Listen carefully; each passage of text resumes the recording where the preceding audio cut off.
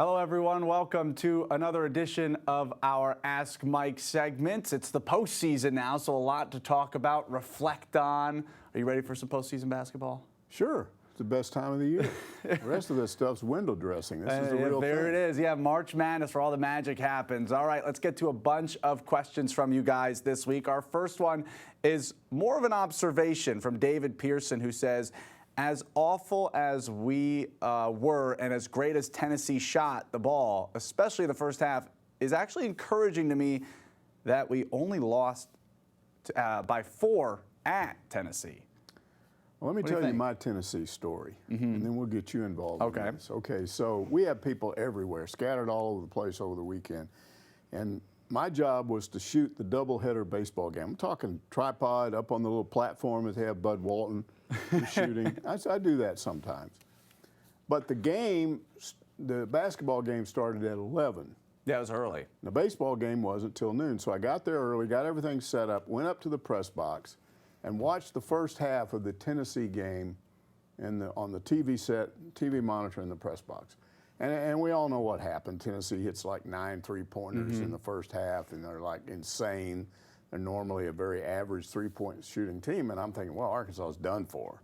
You know, these guys are scoring because remember the first Tennessee game in Fayetteville, neither one of them could hit anything. Right. So I'm thinking, well, Tennessee has solved that problem.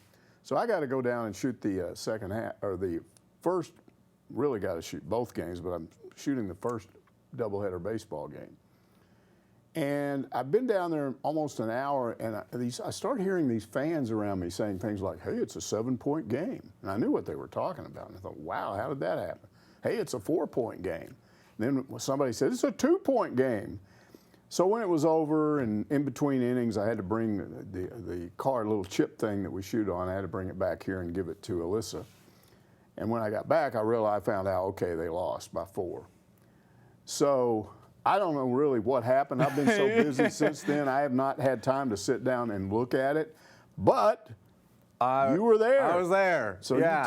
you tell us how they managed this comeback. I think it was more like a settling in, because there was 21,000 fans there, and we'll get to what I thought of the atmosphere in a little bit. But I thought when you shoot 9 of 12, they were 75% Tennessee. From the three-point line in the first half, they were 72% from the 3 free throw line. So they shot better from 3 than they did from the charity stripe. They could not miss a single thing, and Arkansas couldn't hit anything in that first half. So they were down by as many as like 24, but then offensive rebounding in the second half. I mean, they had 16 offensive rebounds, Arkansas, and to Tennessee's 6. They dominated the glass, got a bunch of steals. I think they had 14 points off turnovers. Okay. They just worked their way back. An 8-0 run, then a 10-2 run, and it just kept building until all of a sudden it's a one-possession game. Obviously, I didn't like the last play that got drawn up, where they had 9 seconds and J.D. Notae took a really tough contested 3, and it went off the mark, and they lost. But I just think Tennessee started missing shots. And what I want to say about that atmosphere, 21,000 people did not feel like it. It wasn't loud in there. I had students like right behind me. They get to sit them on the court. They sit the students, like they stand right on the hardwood. And it just wasn't that loud compared to like Bud Walton during the Auburn game. So maybe they settled into that atmosphere a little bit more. So that's me. So the Bud wins out. Bud beats the Thompson Bowling Arena any day. Any day.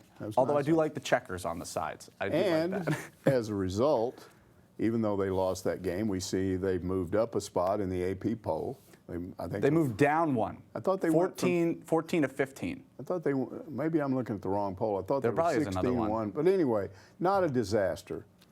And then I think they went up in the net numbers. They did. They did. They got 20. Went up in the net numbers. So the end result of that is it's not a disaster. A lot of fans are okay with it. They understand the difficulty of that situation, are amazed that they came back the way they did. And now, because you had Tourney missing, which is another issue in that game, you played that game with arguably some people would say Jalen is their best defender, but Tony's pretty good. And they missed him. Now he's got more time to heal up. And so they got some time to rest. Everybody's got some time to rest up. And now you come back because you're in the quarterfinals. You don't play earlier in the week. You don't play till Friday. So I think it all worked out. We'll have to wait and see how this thing works once the SEC tournament starts. But I think most people are not terribly unhappy about that. And the Hogs have been successful in Tampa this year, so we'll see if that streak keeps rolling. Might continue for football. All right, Mark M wants to know, who outside of the top 4 seeds can win this conference tournament? The top 4, you got Auburn, Arkansas, Tennessee, Kentucky. So who outside of those 4 is your one that can win this? Well, I don't think any of them will, but if you talk about have a chance, I would have to go with LSU, Alabama, and maybe Florida. But really LSU. If you look at LSU, they had a lot of injuries. If you go back and look at their December, they were playing like a top 10 team, and then they ran into some injuries, slumped in January, getting better, and lately they've been playing really well. They should have beaten Arkansas. Arkansas just pulled off a miracle there at the end. I think they were frustrated by that. But they bounced back from that and had a really tough game, season-ending game against Alabama and beat them in overtime. So I think LSU is hot right now. And if there's a team that has a chance to get to that championship game and maybe even win it that's not in those top 4 seeds, not among those top 4 seeds, I think it would be LSU. Yeah, the number 5 Tigers. They play the winner of Missouri and Ole Miss in that second round game, and then they would meet Arkansas. So that would be the spoil if that were to happen. Bunch of questions from you guys about the bracket this week. So let's get to a few comments and questions about this SEC tournament. Jerry Gandy says, won't beat LSU 3 times. Johnny Balducci predicts, oops, one and done. But Blake Robert Colmfast, I think that's how we say that name. Colmfast, something like that. Yeah, I'm sorry for pronouncing your last name wrong, Blake, but he disagrees. He says, would rather play LSU than Bama, to be honest. So this tournament bracket, the way it shakes out, in favor of Arkansas, what do you like about? Alyssa said yesterday on the Pig Trail she wants to see Arkansas play LSU again because there are a lot of Arkansas fans that don't like their head coach. Because they think Will is just I don't think you like their head coach. I'm kind of over this guy. I'm tired of looking at him. But look, I think that's a bad matchup for Arkansas. We'll see if I'm wrong about that. I hope I am. Here's my thinking on that. They were already getting better when they played Arkansas and Fayetteville, and LSU should have won that game. They're good. When they're playing like that, they're good. And I think they felt like they blew it. And I got to believe they're sitting around now looking at the seeding for the SEC tournament and waiting for it and going, we got Arkansas again. We're going to get those guys this time. It's hard to beat a team 3 times in 1 year. It's especially hard to do it when they've got good talent. So I think it's going to be a tough game for Arkansas. Right now, if I had to put money on it, I'd go with LSU because I just think it's going to be very hard to beat those guys. Now, LSU's unpredictable. They might just lay an egg. Yeah, they could. Arkansas could end up playing Missouri or Ole Miss. I mean, we can't just dismiss those other 2 teams. But there's just something about LSU, where they are right now. I just think, and the reason I say that is I don't think it'd be a big deal to lose to those guys. What's it going to affect your seeding? You're going to go from a 4 to a 5? That's just in the tournament. Yeah, maybe. In the NCAAs. I don't think that's a disaster. Here's the thing about the NCAA tournament, which to me is all that really matters. When they seed this thing and they stick you in a certain part of the bracket, you don't know until the tournament starts whether that's good or bad because there are so many surprises. So many teams that get in there that you don't think are going to do something, and then they do. Loyola Chicago, and you go back and look, man, we got unlucky going up against I remember Arkansas got Butler in the first round a few years ago. Everybody thought, hey, that's cool. No, it was bad. Butler was playing really well. So you don't know until you play the games what your bracket was like. Even if you win your first game, maybe there's a team on the other side of the bracket you didn't think of starts pulling off upsets. So, the difference between a 4 and a 5 seed, to me, who cares? Right. And I think that's as far as they would drop if they lose to LSU. Now, here's the thing. In baseball, Dave Van Horn never cared about winning the SEC baseball tournament. His whole thing was, I got to throw a bunch of guys, and we got to get out there and run around. Then the next week, we got to get ready for a regional. Well, I'd rather just sit around and rest the arms of my pitchers. And I think there's a part of that would apply to basketball. Think about this. who won the SEC basketball tournament last year? It certainly wasn't Arkansas. I think they made it to the semis, and that's as far as they got. Who went deeper into the tournament than any other SEC team? So they went deeper than the team that won it. I'd have to go back and look at this, but I'm pretty sure that the year Arkansas won the national championship, they didn't win the SEC tournament. It's irrelevant. I'm telling you. Yeah. As long as you're in a position to have a good seat, to be seated where you need to be, I tell you when the tournament is important is if you're among the first teams out and you're trying to climb back in and get into the NCAA, that's when you need to do damage in your conference tournament. It's not for teams like the first 4 seeds. Maybe they're jockeying around hoping they'll go up a seed or whatever, but the tournament is really about all those teams that are struggling, to me. And one of them just might hope that they can, do a good job and move up and be in good position.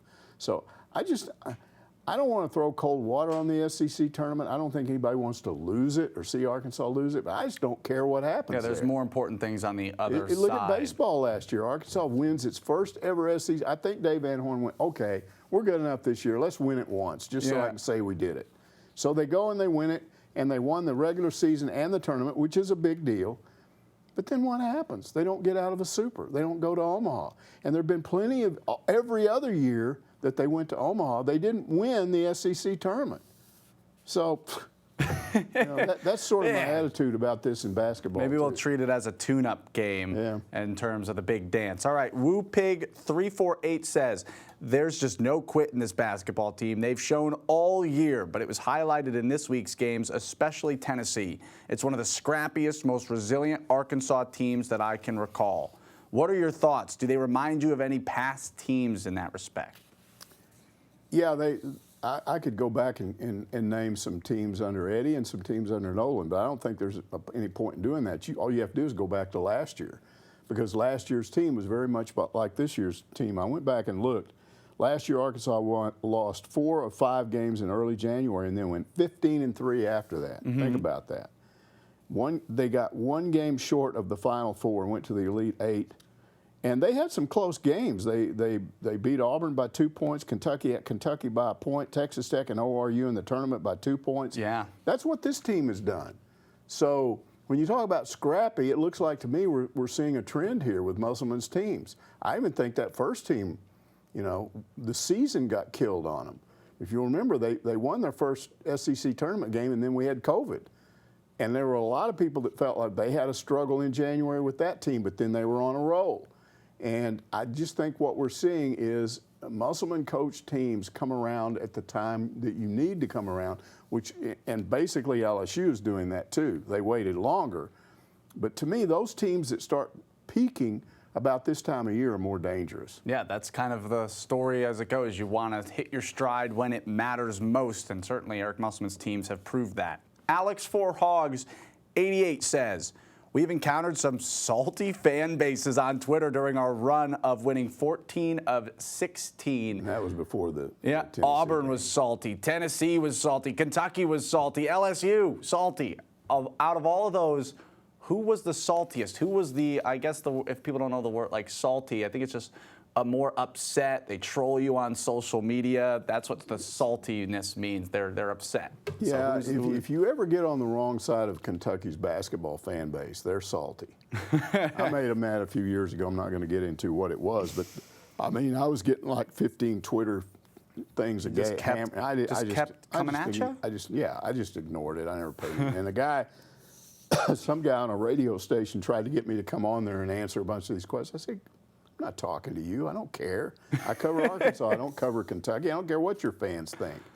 So I would say they're probably the saltiest. If you're ever, typically the SEC basketball tournament for men is in Nashville, and that's fairly close to Lexington. So if the SEC basketball tournament is in Nashville, you will be out there among that sea of Kentucky fans, and they're extremely annoying. I've been out, we have to go live outside these arenas, and I know you had some problems. You always do if you're trying to go live out there because you're interacting with fans. And you're right near the main street. Yeah. And it's noisy and people are drinking. But the Kentucky fans are probably the most annoying. I think this year, like right now, this moment, Tennessee's up there, because I think what happened was, and Rick Barnes did this, when he said after that loss, Tennessee's loss in Fayetteville, that Jalen Williams was getting away with a lot of blocks that were called charges, their fans just jumped all over that and just started going nuts against Arkansas. And if you'll remember on this show, I said at the time, I figured down the road that's going to come up again. Mm-hmm. When a coach says something like the way he did, plants a seed in the head of these refs, and then what did we see in the Tennessee game in Knoxville? All of a sudden, Jalen can't get a charge. He's getting blocks. Those referees should be embarrassed, because it's obvious to me what they did. They let a coach say something to them, and then they turned around and responded to it. Mm-hmm. He couldn't have turned in from a guy that's the best that there's ever been at drawing a charge, so suddenly he doesn't know the difference, and everything he's doing is blocking. Yeah, what's about this? It was them. It was them. And so Rick Barnes did that, and then there's this thing with Tony Vitello and Dave Van Horn.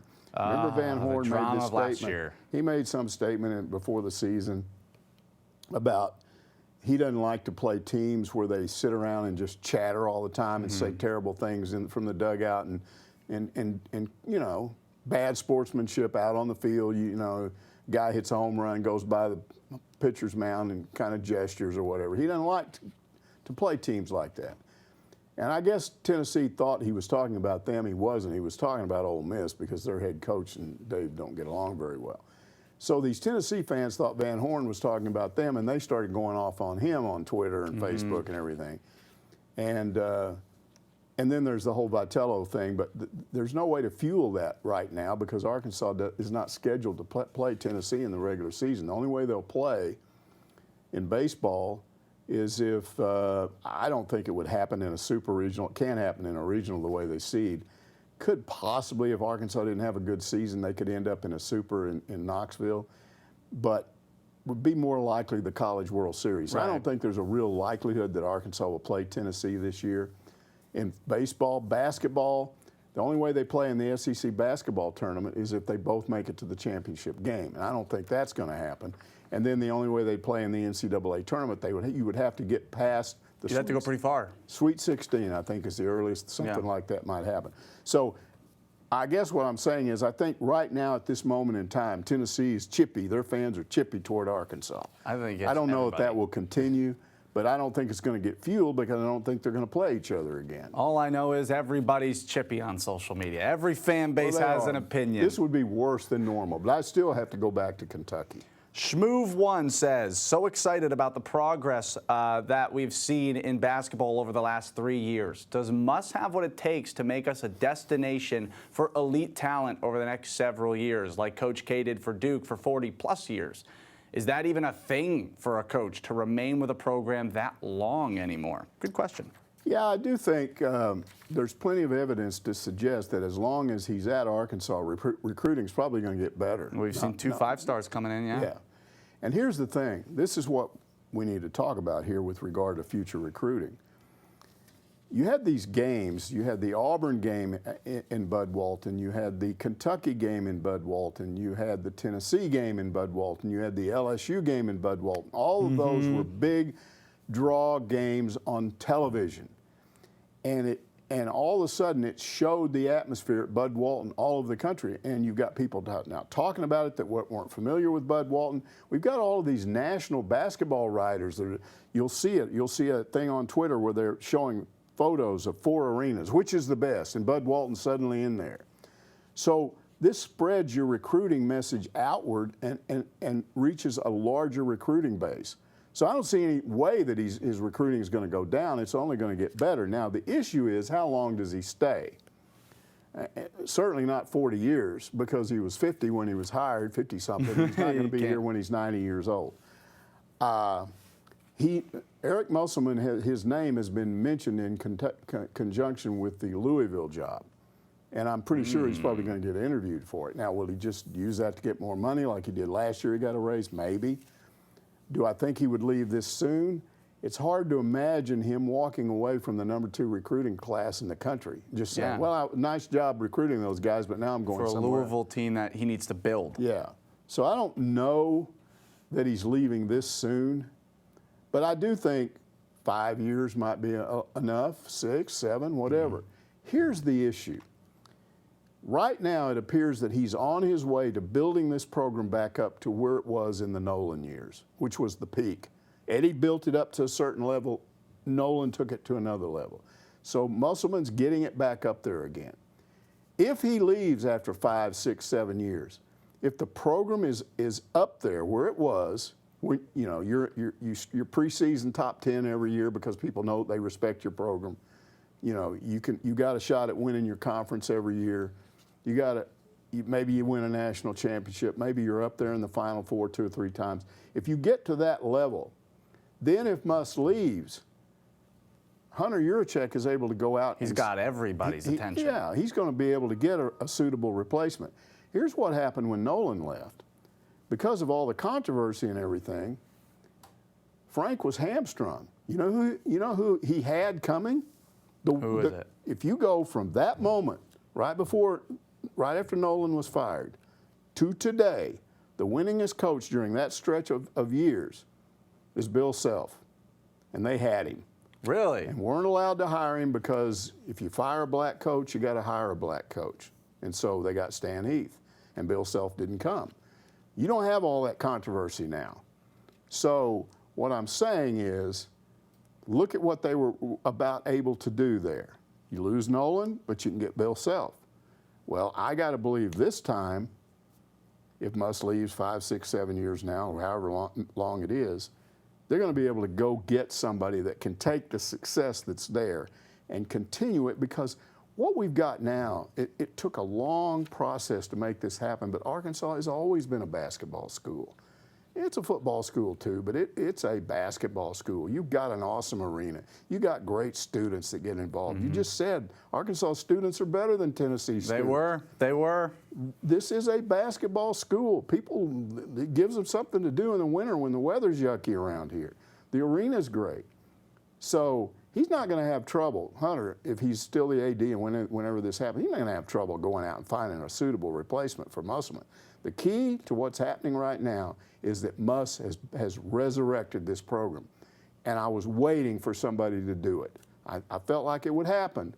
Thought maybe Mike Anderson could do it. It didn't happen. But he's done it, and there's more coming, I believe. I think it's going to get even better. Well, it's also a baseball school, Arkansas. As the Diamond Hogs are a top 5 program, Blood Red Hog wants to know about them. Says the Diamond Hogs have lost 2 opening series games in a row at home against teams they should sweep.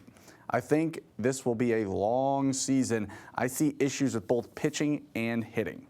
What are your thoughts? I want to address the pitching part of it, because I keep hearing people say this. They keep talking about the pitching problem. Are you serious? There's not even a comparison between the 2 issues here. Now, I wrote all this. I'm going to have to read this because there's too much I couldn't memorize. Yeah, you have a lot of notes here. But I went back and looked. The staff ERA is 2.83. I mean, yeah, we're in non-conference play. It'll go up probably when you get into the SEC, but anything around 3 is fine. And it's currently 2.83. Here's what I look at. 8 different relievers on this team, with a combined 14 appearances in the first 10 games, have 0 ERAs. That's amazing. I mean, these guys have pitched. 8 of them. These guys have pitched, and they haven't given up a run. Now, 2 of Arkansas's 3 weekend starters have ERAs of under 3. The third one, Connor Nolan, probably would have. In Game 1 against Southeastern Louisiana, gets hit under the eye with a batted pitch. In retrospect, Dave Van Horn should have taken him out. I think he thought he was fine. It affected him, and he got into trouble, got some people on base, started walking some people. His control was, and I think he gave up a hit, maybe an RBI or 2. And so all of a sudden, they got problems. And then you go to your bullpen, which has been good. And what happened? Cole Ramage comes in and can't throw strikes. Isaac Bracken comes after him, can't throw strikes. You got a baseball game against Southeastern Louisiana in which all 7 of the runs that they scored in that game were in 1 inning against 3 pitchers.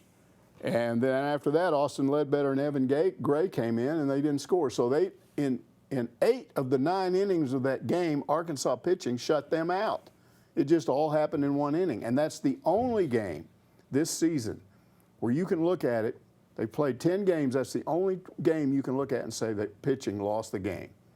All the other problems, even the games that they won that were close games, that's all hitting issues, not pitching. So I'm not saying the pitching is great, and I acknowledge that when you get into SEC, it's going to be more of a challenge, but that's not the issue right now, believe me. When you start talking about this team, don't start talking about the pitching. Which was the opposite. Pitching was the question at first. We thought the lineup was going to be great. Now it's kind of the opposite of what the preseason conversation was. All right, Razorback Redneck asks, 3 weeks into the season, what's your assessment of those Hog hitting problems? To me, some people are all over the top worried, but others act like it's no big deal. I feel like the answer is somewhere in between. So, Mike, what are your assessments of those hitting problems? Well, I think fans do have a right to be worried. It can obviously still turn around. What we keep hearing is, oh, come on, they'll come around, they'll come around. Maybe. The encouraging part is last week they had their first 2 double-digit run games. But let's look at where those games came from. You played Omaha in a midweek game, so you're facing midweek pitching. I went back and looked at the ERA of the guys that pitched in that game for Omaha. Their starter was like 3.6, 3.7, which is not terrible, but it's not like your typical Friday night guy of most teams. And then as he got into the game, they got to him, and then they brought in guys. I looked it up. ERAs ranging, it was 3.48 for the starter against Omaha. They went to a guy with a 7.71, a guy to an 11.35, and a guy to 81. We were 81. Now this is after 81. This is currently. It's not where it was in the midweek, but right now that kid has an ERA of 81. The point is they teed off on Omaha's midweek pitching. So I'm not going to get too excited about the fact that they scored 15 runs, because here we go against Southeastern Louisiana, and in the Friday game, not scoring runs again, you know, having problems. Let's look at the 3 losses that Arkansas had. Game 1 against Illinois State, Arkansas got 2 runs on 4 hits and struck out 9 times. Against number 8 Stanford, game 2 of the tournament down in Round Rock, 3 hits for the entire game, 15 strikeouts. Game 1 versus Southeastern Louisiana last Friday, Arkansas was limited to 3 runs with 8 hits and 8 strikeouts. They struck out 8 times against those guys. Here's my point. Arkansas's hitters have yet to show that they can go out and beat the other team's best pitchers, and that's what you're going to have to do in the SEC. If you sit around and go, well, we can win on Sunday, then you're going to most of the time lose 2 out of 3 games every weekend, and that's not going to do much for you. So sometime between now and the start of SEC play, they got to figure out at least a way to win your Saturday game. If we acknowledge they can probably win the Friday game, Sunday game, can they win the Saturday game? And it would help if they would go out sometime in these next couple of weekend series and jump all over somebody's Friday starter. That would tell me, okay, yeah, they're coming back. Yeah. There's some things going on. Because the theory for a while was it's all the new guys. Well, it's not all the new guys. I want to look at some of these batting averages. It's pretty interesting. Michael Turner, Caden Wallace, Robert Moore, and Turner's new. Robert Moore, Chris Lanzilli's new. They're all hitting over 300, and together they have a combined 28 RBI. That's where most of your offense is coming from. 3 or 4 guys. But then you look at Zach Gregory, Brady Slavens, Jalen Battles, Peyton Stovall, Braden Webb. They have averages ranging from 250 all the way down to 0. Now, Jace Borfin, who was like 0 for 17, he's the transfer from Oklahoma. He's not a rookie. He got off. He got going. He turned it around a little bit. Yeah, he got 6 hits over the weekend, and that's encouraging. But you know, Braden Webb has 14 at-bats and gone hitless so far. So those guys that I just mentioned, they're the ones that got to somehow step it up. They're all vets. There's some veterans in there. It's not just a bunch of rookies. Yeah. So that's what's concerning. And again, I'm going to say this.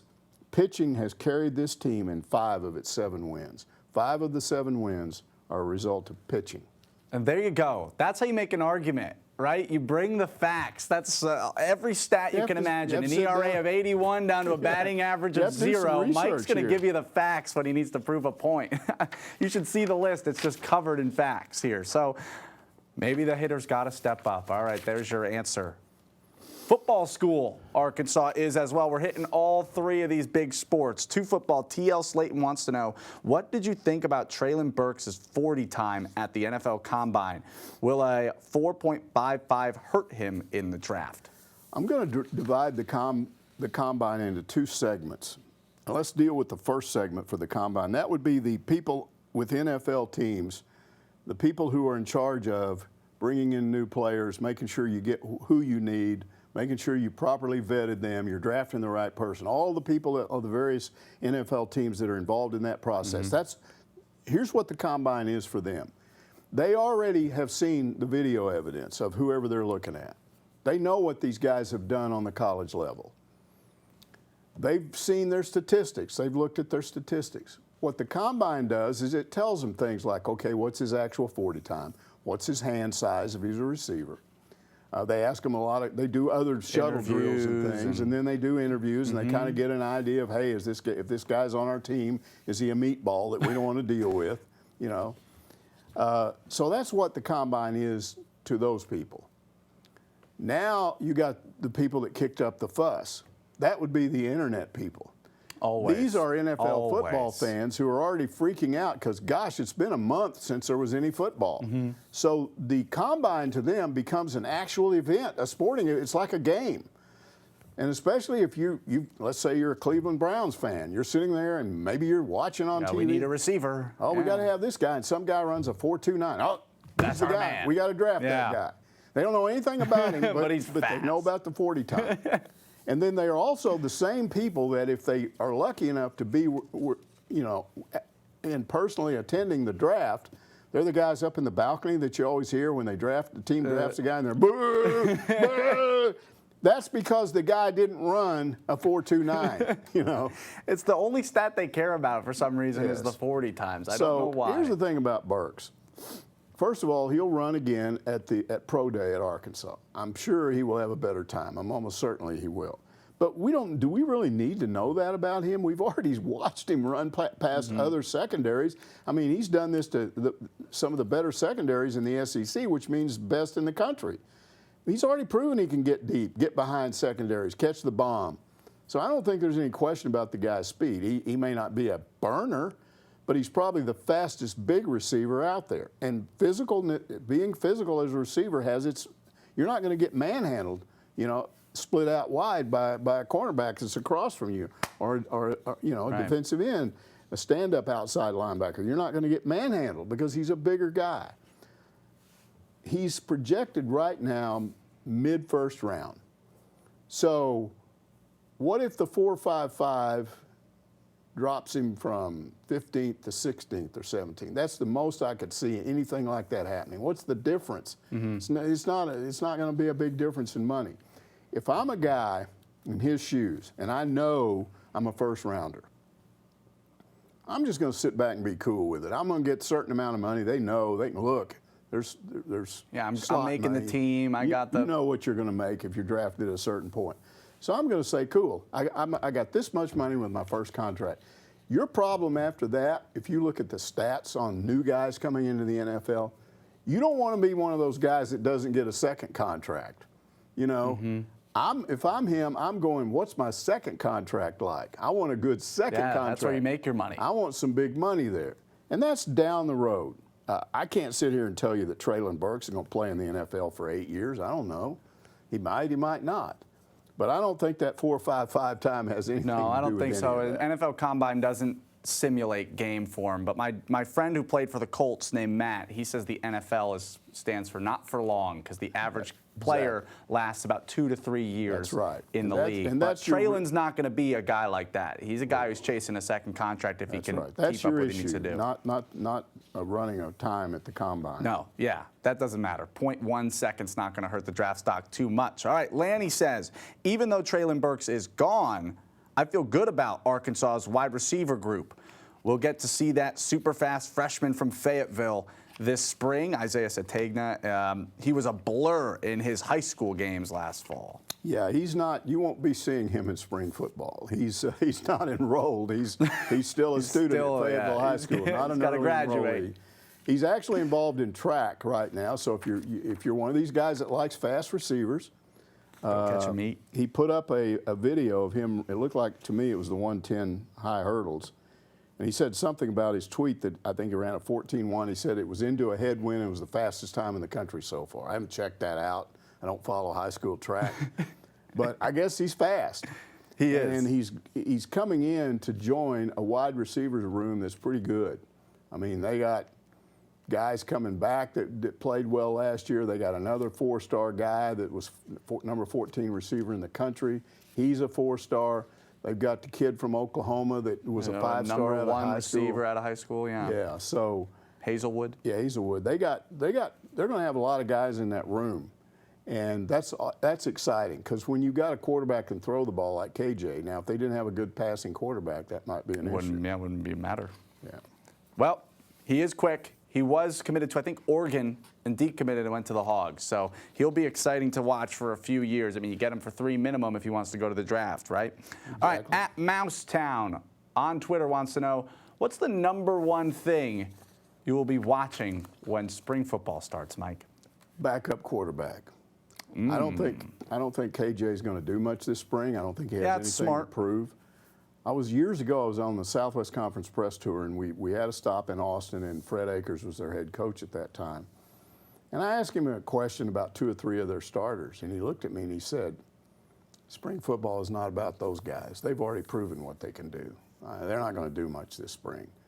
And he named off about 10 guys that had to step up because of certain players that had exhausted their eligibility. They're gone. We got to get these young guys to fill in there. And he said, that's what spring football is about. So KJ, there's no point in putting him out there and getting a lot and having him get hurt or something in the spring. So I don't think we're going to see a lot from him. I do think Arkansas is 1 injury away next fall from having a real problem if KJ gets hurt, based on what I've seen so far. He runs the ball a lot. There's always a potential. Potential for that. So what are we talking about here? Well, I think it's a battle between Malik Hornsby and Lucas Coley, but there's a walk-on that was actually started at North Carolina a couple of games when he was a freshman. You know, Hornsby has to improve as a passer. Now, I've been reading stuff. He supposedly has gained a little weight. Everybody talked about him being too small. And if in 2023, if he's the starting quarterback, he wouldn't last very long because he's like a stick. I'm not sure that's a real issue there, but he's got to improve as a passer. And the issue to me, and this is what I'm going to be looking at, is can Coley jump him? Can he go over him and become the backup? And I don't know if he can. I do think he's a better passer based on what I've seen. He's not as fast, but he's got quick feet. So there's that issue. And then there's this Cade Fortin. That's that transfer you were mentioning. Started 2 games at North Carolina when he was a true freshman and played well. Transferred to South Florida and I think he had a knee injury. He's kind of been plagued by that since then. But I guess he's healthy now. I looked at some video of this guy. He's pretty impressive. I mean, he is a true run pass quarterback and can really throw the ball. So maybe he's in the mix too. I don't know. But there's a lot of things you look at in the month or so of spring, 5 weeks or whatever, spring football. But that's the #1 thing I'll look at. We're looking at backup QBs behind KJ Jefferson. All right, Hog T asks on Hogville, has there been any update or posturing from Texas and Oklahoma about coming to the SEC ahead of schedule, which is 2025? How much notice would there have to be to get them into the football schedule, Mike? Well, there's nothing official on this. The thing that's changed is that the Big 12 invited Central Florida, BYU, Cincinnati, and Houston, and they accepted. And the latest thing I read on that out of the Big 12 is they're hoping to have them in by 2023. That would be the season after this coming season. I got to believe if that works out, then the Big 12 would release Oklahoma, and Texas from their contracts so they don't pay any financial penalties. So it could happen as early as 2023. I don't know that it will, but. Yeah, I think expedite the process. Everyone wants to see that happen. I think so. Sooner rather than later. And the Big 12, if they need to move on, and the quicker they can do that, probably the better. Yeah, healthier for the conference. All right, about crossover games in the SEC. Teddy Barnes says, Ole Miss has Vanderbilt as its permanent crossover game every year. They are not SEC competitive now, and won't be under their current coach. This essentially gives Ole Miss a one-game advantage over the Hogs before the season even begins. I'm sure Kiffin is laughing under his breath. We touched on this a little bit last week, but I want to take it kind of in a different direction. And I do hate that this is the problem when you have crossover games, permanent crossover opponents, rotating crossover opponents. And it's all a result of conferences expanding beyond what they originally were. Things were a lot simpler when I was a kid. Southwest Conference had 8 teams. They played 7 conference games. Everybody played everybody. The SEC was the same thing. When we started doing these expansions, suddenly you can't do that anymore. And then let's also consider that, and this is something I noticed when I was a kid, even 6, 7 years old, I was scratching my head over this. Because everybody in my hometown went to high school football games. It was the biggest thing. Okay, high school football was real simple. You were in a district in Texas, the equivalent of a conference here in Arkansas, and everybody played everybody. And then the winner of that conference went into the playoffs, and they advanced. And if you won 5 playoff games, you won the state championship in your classification. So it was real simple. But then I'm looking at going over to Lubbock and going to Texas Tech games and watching how that works. And that was weird because you win a national championship in college football because some dudes vote on it. They used to have the AP poll and the UPI poll. You didn't even have to play a game. Guys vote on who's the national champion. And the pitiful part of that is there are people. There was a guy, he's a Hog fan, tried to tell me the other day, Arkansas never really won a national championship in football. They were the only undefeated team that year. They beat all the other top teams. The only reason they weren't number 1 is because they didn't vote. The 2 stupid polling services didn't have a vote after the bowl game. So you have teams declared national champions and you don't even take into consideration the bowl games. All of that is insanity. So we've come a little bit down the road on that. Because now, first we had the BCS, which was designed to make sure that you at least had 1 versus 2. Did that for about 10 years. Now we've got the 4-team playoff. But we still got people voting. Into who gets the 4. Yeah. I hate voting. I don't like it in the NCAA basketball tournament. And how does that relate to this thing we're talking about with crossovers? It's this. We've got people, athletic directors that are making $600,000, $700,000, $800,000 a year. We got conference commissioners that are making that kind of money. And these people can't get together and solve these problems? Put me in a room with 4 or 5 of my friends and give us a week, and I would reorganize all of college football. I would organize conferences based on where teams are located. Yeah. You know, so Arkansas would play Oklahoma and Oklahoma State and Missouri and teams that are close to them. So you've got fans traveling again. And that's just the start. I would take conferences and have an equal, instead of these crossover games where you got 16 teams in a conference, you got to figure out why they all play each other. You split it in half. You got 9 teams in each conference, and they each, if you're in a division, you play the same schedule as everybody else. 8 games. And the conference division winner is the team that gets there because they beat everybody else. They have a better record. Then you take the top 2 of each of those, let them play into a playoff system, and then you go on from there because all these other conferences are doing this too. And what you end up with is a system where everybody plays in their conference, or their division of their conference, plays the same number of opponents. They play each other. There's no unfairness where somebody gets Vanderbilt and somebody doesn't. And you get a real playoff system. But why don't we have that? Here's my theory on why we don't have that. Because fans like to complain. I'm serious. If you did a poll right now and asked, should there be a 12-team college football playoff, it would be voted down. These fans would rather sit, because here's what they say, there's not enough teams there to make competitive anyway, just keep with the 4. But you know what's fixing to happen when on Selection Sunday?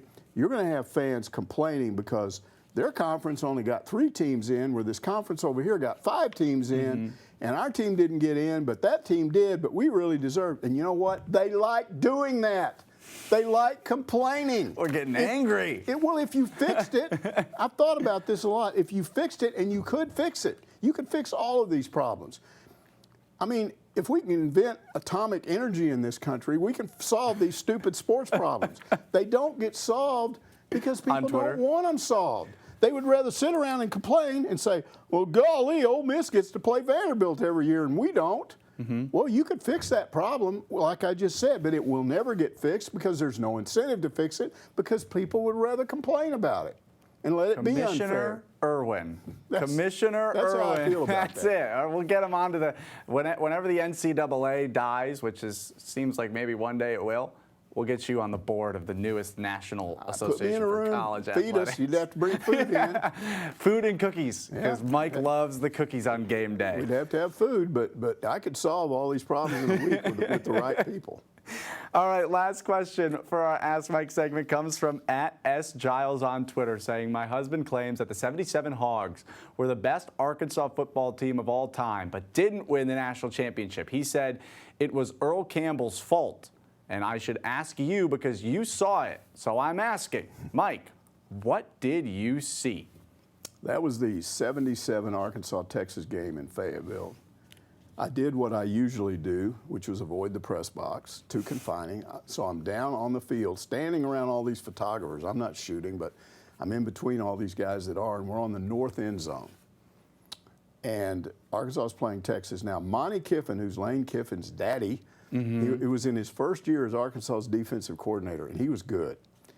And that was the best defense you've ever had at Arkansas. I'm telling you, that team was deep. They weren't just good, 11 guys. They were good 22 guys. They could get guys injured, and they replace them with a guy that was about as good. And Monte Kiffin came up with a defense. I can't remember what it actually involved, but he had Earl Campbell bottled up the whole game. And that was doing something because that guy he would just pound you and pound you and pound you. And at some point, he would break loose in a football game. I mean, he's getting 200 yards a game most of the time. So Arkansas had him bottled up all through the first half, into the third quarter. It's a 9-6 ball game. Arkansas's ahead.